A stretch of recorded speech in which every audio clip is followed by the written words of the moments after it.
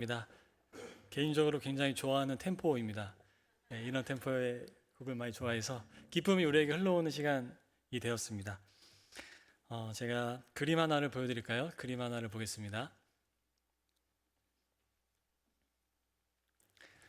네, 이 그림은 1860년에서 62년까지 장 프랑스와 밀레가 작업한 괭이를 든 남자라는 그런 그림입니다. 자세히 보이실지 모르겠지만 어떻게 좀 그림이 느껴지시나요? 보실 때? 좀 힘들어 보이시나요? 네, 그러면 잘 보고 계신 것 같아요.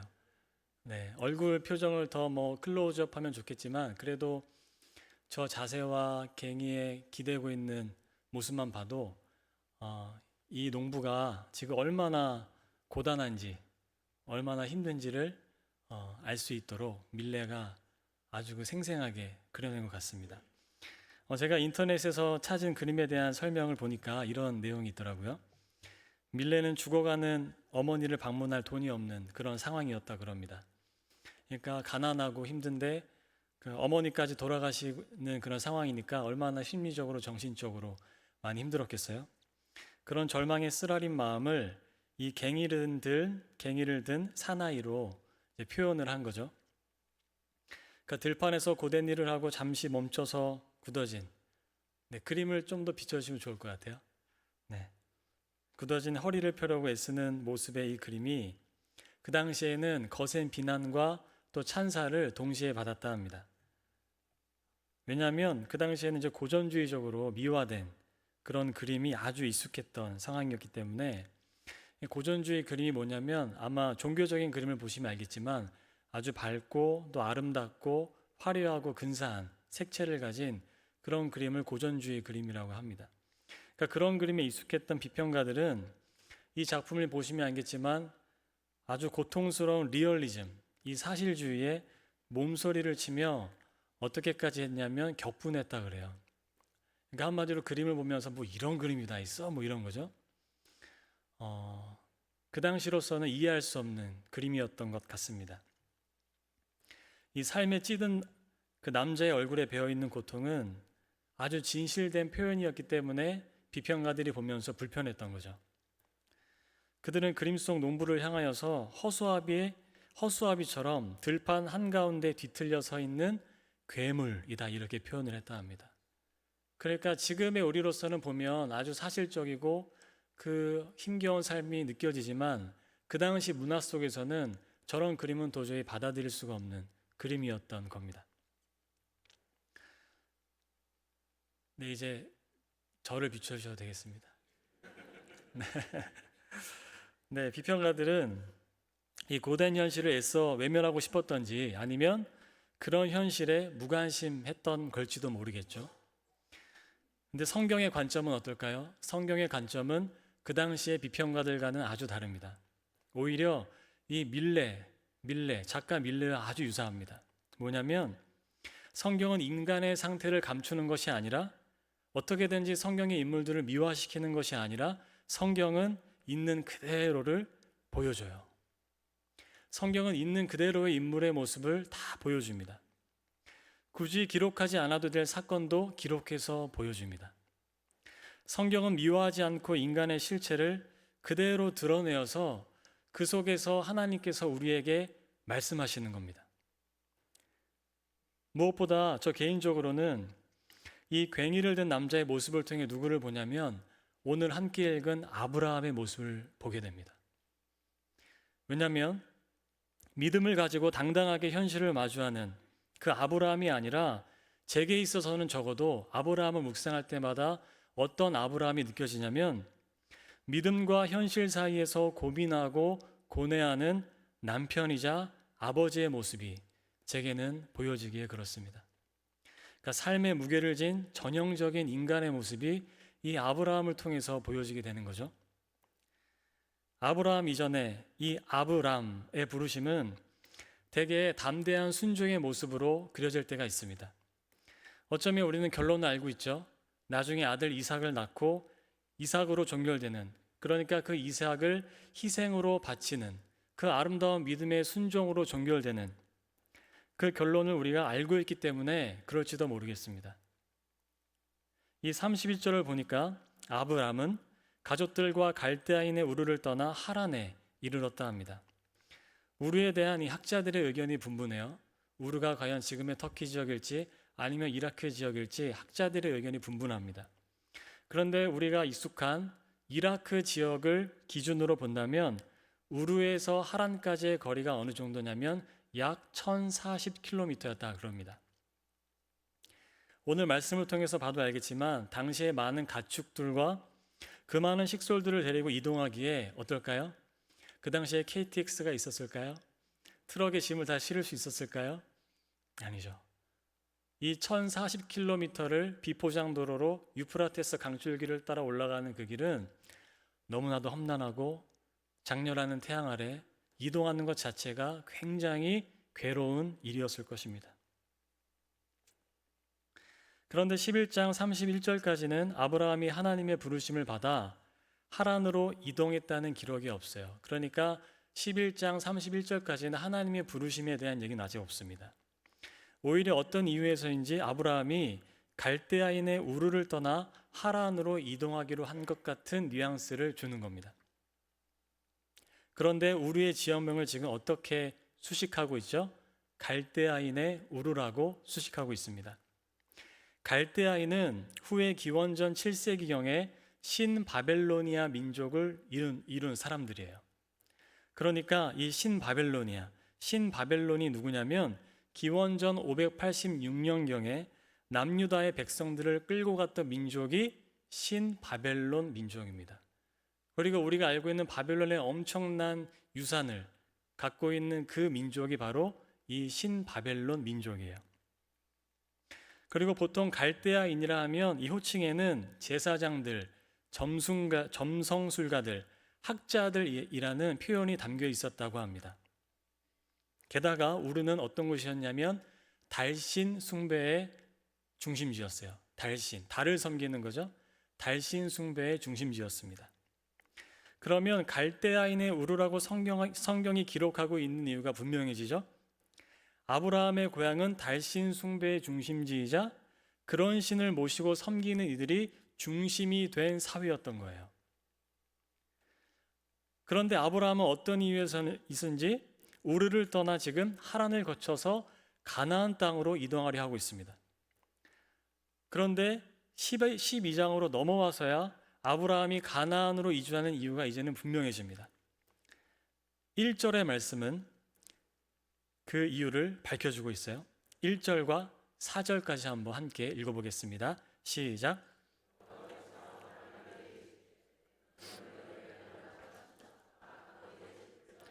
내가 내게 보여줄 땅으로 가라. 이에 아브라함이 여호와의 말씀을 따라갔고 롯도 그와 함께 갔으며 아브라함이 하란을 떠날 때에 75세였더라. 아멘. 달신 숭배에 익숙한 문화 속에 있던 아브라함에게 하나님의 나타나심은 어떤 의미였을 거라고 생각하시나요? 하나님은 지금 자신을 전혀 소개하지 않으세요. 그렇죠?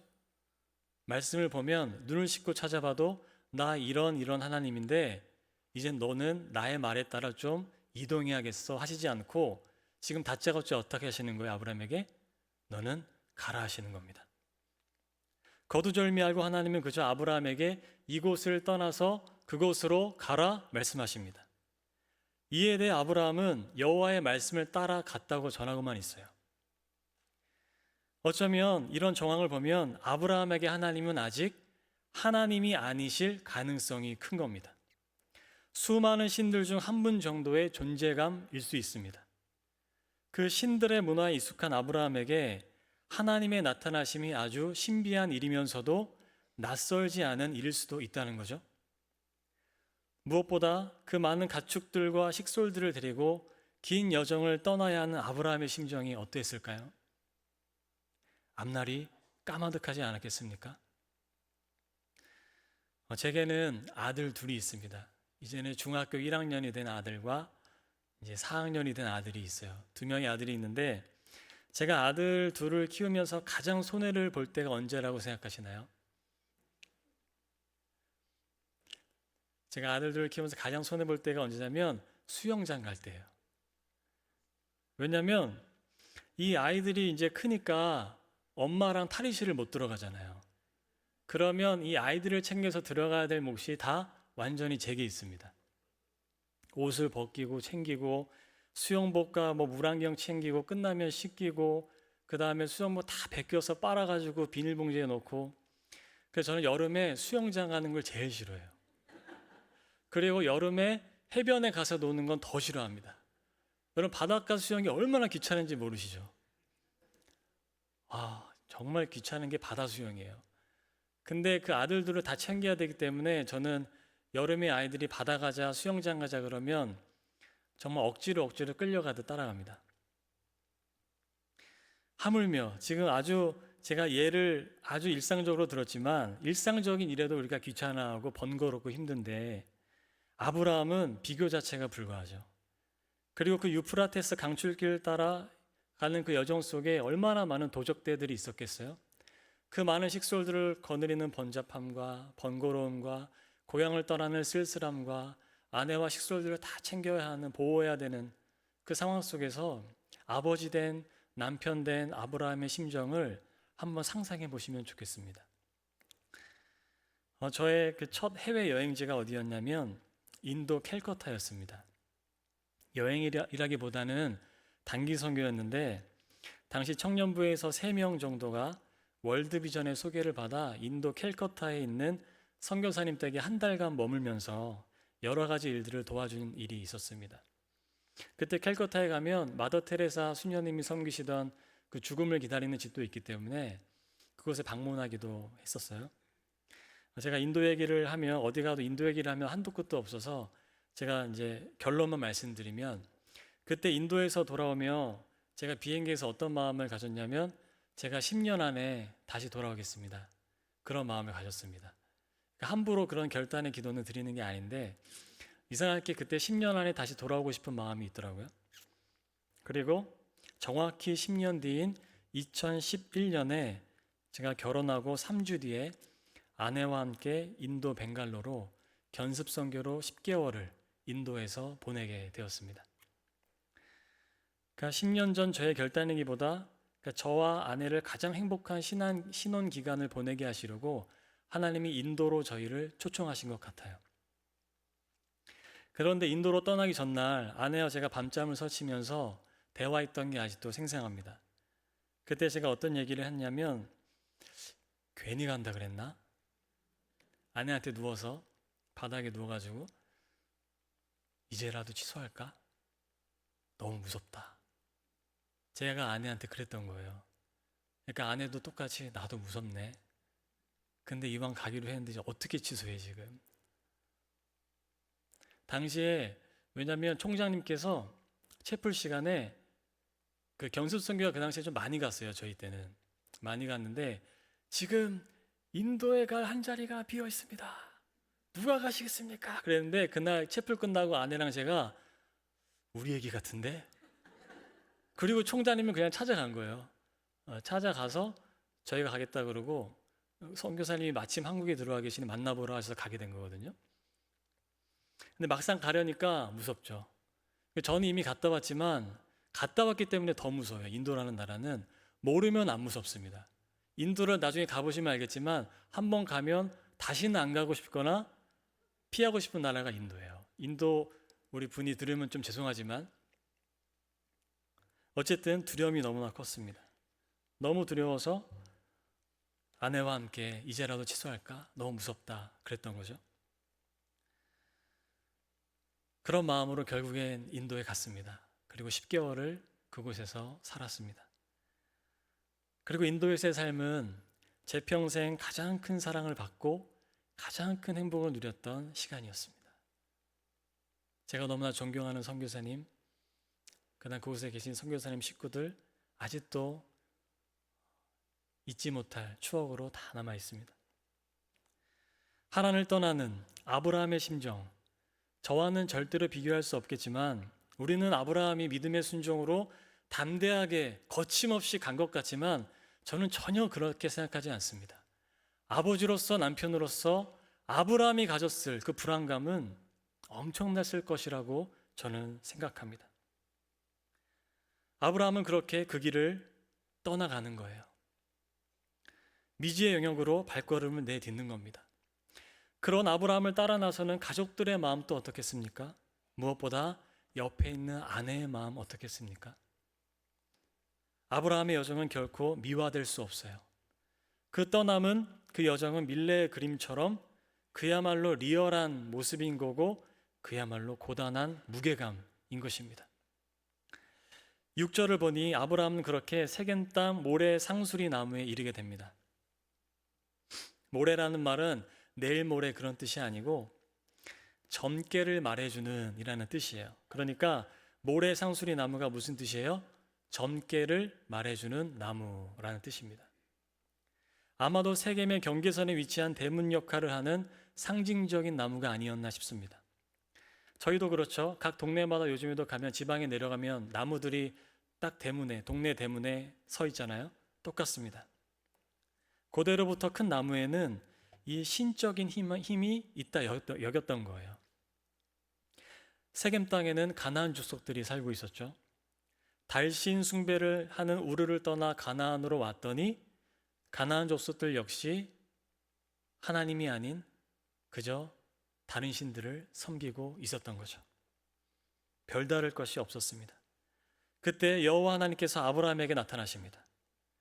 이 막막한 현실 앞에서 하나님은 아브라함에게 약속을 다시 한번 상기시키시는 거예요. 온갖 배신과 인생의 쓴맛을 경험한 우리에겐 약속이라 하면 벌써 순수하지 못한 생각이 들지만, 하나님의 언어는 우리의 언어와는 다릅니다. 하나님이 약속을 상기시킬 때는 어떤 의미냐면 반드시 그렇게 될 거야 라는 의미입니다. 하나님은 절대로 허튼 말씀을 하지 않으세요. 하나님이 약속을 상기시키는 건 반드시 이렇게 될 거야 라는 말씀입니다. 아브라함은 그곳에서 하나님을 만나 제단을 쌓아요. 제단을 쌓는다는 건 유별난 것이 아니죠. 고대에 익숙한 종교적 풍습이에요. 누구나 다 제단을 쌓았습니다. 그럼에도 아브라함이 그 먼 여정을 거쳐 가나안 땅에 온 이유가 분명해지는 거죠. 아브라함은 아직은 희미하고 몰랐을지 모르지만 하나님에게는 분명합니다. 무엇인가요? 하나님만 섬기며 예배하는 민족을 이루시려는 하나님의 계획입니다. 아브라함이 제단을 쌓은 일이 고대 사회에서 특별할 것 없고, 아브라함 스스로에게도 아직은 어떤 의미였을지 확실치 모르지만 그 행위 자체는 하나의 역사적인 사건, 신앙의 사건이 되는 겁니다. 그곳에서 하나님을 예배하는 사건인 거예요. 8절을 보면 아브라함은 이동하여 베델 동쪽 산으로 옮겨 그곳에서도 제단을 쌓고 여호와의 이름을 부릅니다. 우리 함께 읽어보겠습니다. 시작.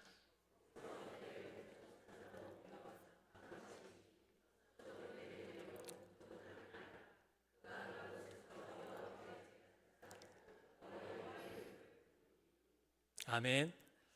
아브라함은 자신이 느끼던지 아직은 못 느끼던지 점점 더 하나님을 기억하고 점점 더 하나님을 인정하고 점점 더 하나님을 예배하는 삶으로 자리를 옮길 때마다 확장되어져 가고 있습니다. 그리고 그런 아브라함의 행위가 그 땅에 새로운 창조를 불어넣는 거예요. 어떤 창조예요? 점을 치던 모래 상수리 나무는 아브라함의 도착으로 인해 하나님을 예배하는 장소가 됩니다. 세겜과 베델 역시 가나안 족속의 예배 장소가 있었다고 합니다. 그런데 아브라함은 그곳에서도 제단을 쌓아서 여호와 하나님의 이름을 부르고 있어요. 어쩌면 이것이 바로 부르심을 받은 이들의 사명이자 소명인 것입니다. 우리가 있는 그곳에서 점점 하나님을 기억하고 점점 하나님을 인정하고 점점 하나님을 예배하는 삶이 확장되어져 가는 것입니다. 우리가 그곳에 있으므로, 우리가 그 가정에 있으므로, 우리가 그 가정 일터에 있음으로써 그곳이 새로운 곳으로 창조되어져 가는 것입니다. 이 우르에서 하란으로, 하란에서 가나안 땅으로, 세겜에서 베델 동쪽 산으로, 그리고 남방 땅으로 아브라함이 계속해서 옮겨가듯이 12장 이후의 본문을 보면 여호와 하나님의 부르심에 대한 아브라함의 믿음의 자리도 점점 더 새로운 자리로 옮겨가게 돼요. 아브라함은 절대로 처음부터 믿음의 조상다운 모습이 아니었습니다. 믿음은 이렇듯 한 번에 이루어지는 것이 아니라 부르심을 쫓아 그 길을 걸어가는 여정이기에 그렇습니다. 이후에 어떻게 되죠? 아브라함이 거주하는 땅에 기근이 들게 되고 아브라함은 기근을 피해 어디로 갑니까? 애굽으로 갑니다. 이집트로 갑니다. 이집트로 피할 때 아브라함이 하나님께 먼저 물었다라는 흔적이 없어요. 하나님이 부르신 땅을 그 땅을 잠시 떠나도 좋은지 하나님께 묻지 않습니다. 그런 고민의 흔적이 본문 말씀에서 전혀 찾아볼 수가 없습니다. 게다가 이집트로 피하면서 아브라함은 지금 아내의 살해, 그 아리따운 아내로 인해서 누구의 신변을 걱정하고 있습니까? 자기 자신의 신변을 걱정하고 있어요. 아리따운 아내로 인해 자기가 죽을까 봐 염려하고 있는 겁니다. 우리 여기 계신 남성교회 분들 다 아내분들 때문에, 아리따운 아내 때문에 이런 고민하신 적 있으시죠? 여러분 이럴 때 아멘을 크게 하셔야 돼요. 네, 아브라함이 그랬어요. 12절 13절의 말씀을 읽어볼까요? 함께 읽어보겠습니다. 시작.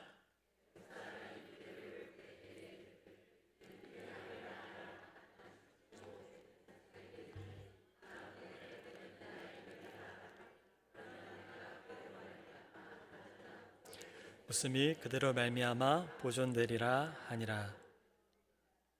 아멘. 여러분 믿음의 조상의 그런 멋진 모습이라고 생각이 드십니까? 아브라함의 방식이 현실적이라고는 말할 수 있겠지만 지금 누구를 희생시키는 거냐면 아내를 희생시키고 있는 거예요. 아내를 희생하여 자신의 목숨을 담보하는 모습이 우리가 아는 믿음의 조상 아브라함의 모습이라 여기기는 어렵습니다. 실제 이 선택으로 인해 아내, 이 사례는 바로의 궁으로 끌려갑니다. 남편을 따라서 그죠?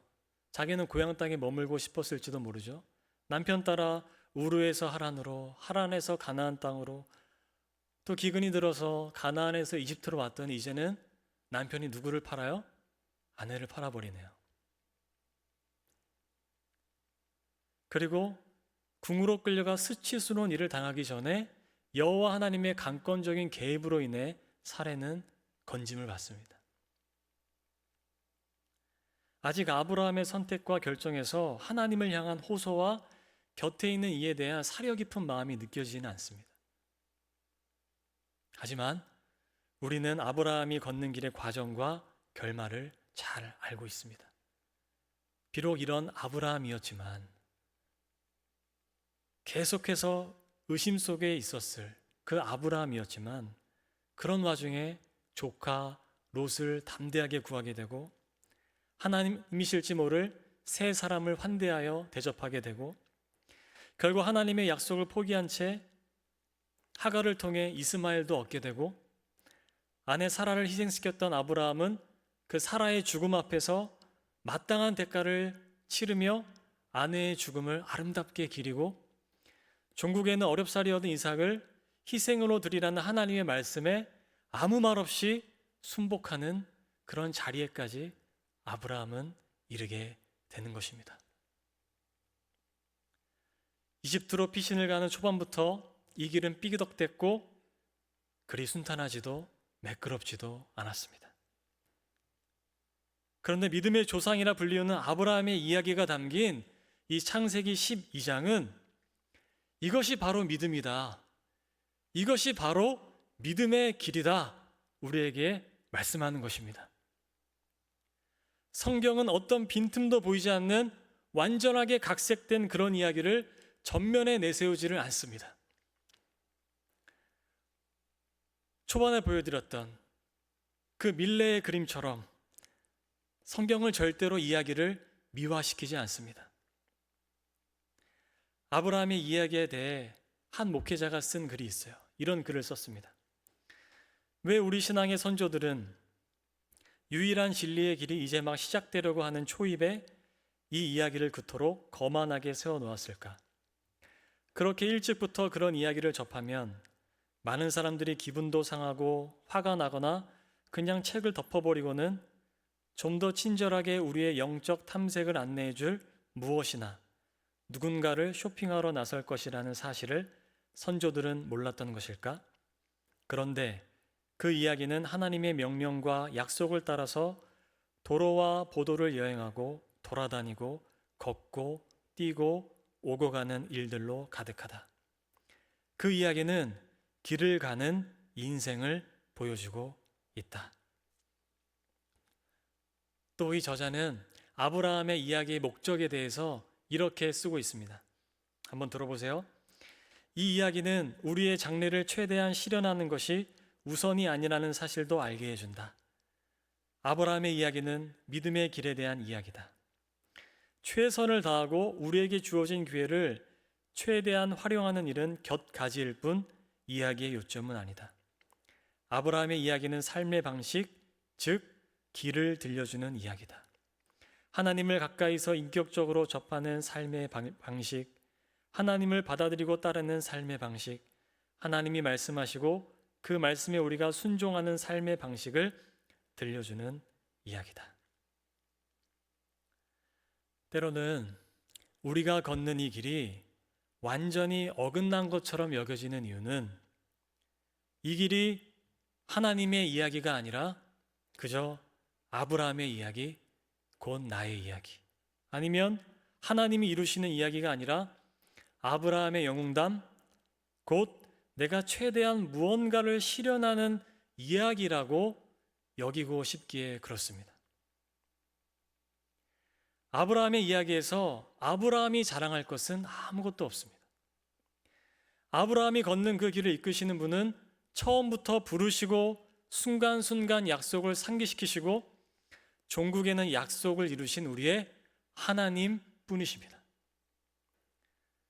아브라함 역시 점점 더 그런 하나님을 받아들이게 되면서 여호와 하나님이 나의 길을 인도하시는 분이심을 완전히 신뢰하여 종국엔 아무 의심도 아무 저항도 아무 말도 없이 그 사랑하는 아들 이삭을 바치는 자리에까지 이른 것입니다.